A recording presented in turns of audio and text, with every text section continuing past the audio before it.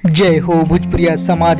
जी हाँ, तो आज आप लोग के बीच भोजपुरी के पावर स्टार पवन सिंह से जुड़ल नया एवं तरोताजा रिपोर्ट यानी बड़ी खबर लेके बनी, जो उनकी 2020 के और नया बोलबम गीत से जुड़ल बड़ी रिपोर्ट। जी हाँ, 4 बोलबम गीत आ गई जो उनकी धमाल मचैलस, रिकॉर्ड भी बनलस। भोजपुरी के सबसे बड़ा नया रिकॉर्ड सब कोई के पछाड़ के पवन सिंह फिर बोलबम सीजन में भी नया धमाका, नया जीत धन है। अपन दर्शक लोगों को भी खूब पसंद था।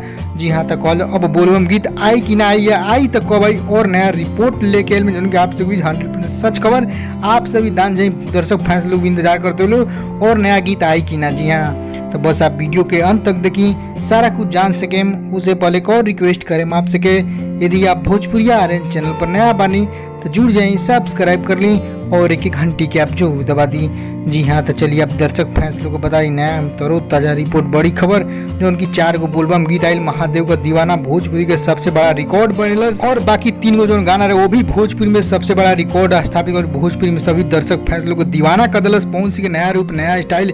जी हाँ, तो अब कहो जब फैंस लोग इंतजार है अब नया गीत आई कि ना। जी हाँ, अब आप सब जान जाए कि नया गीत ना आए। जी हाँ, बिल्कुल 100% सच खबर, जो उनकी म्यूजिक टीम की तरफ से रिपोर्ट। अब बोलबम गीत ना आए, मात्र 4 ही गीत 2020 में बोलबम गीत आये पवन सिंह के। पिछला बार रिपोर्ट में बतैले रही 4 से 5 गीत आई, लेकिन अब 4 ही गाना पे स्टॉप हो गई। और पवन सिंह के लोकगीत के बारे में बहुत जल्द लोकगीत भी आई, धमाल मचाई। तब आप सब जानेंगे नहीं लोग बोलबम गीत अब ना आई। खबर के और फैंस लोग के पास शेयर करके बताई, वो भी लोग भी जान इंतजार करते लो 4 से गाना आई ओकरा बाद आई कि नहीं, लेकिन अब ना आई। वो रिपोर्ट जान लो तो शेयर करी दबा के।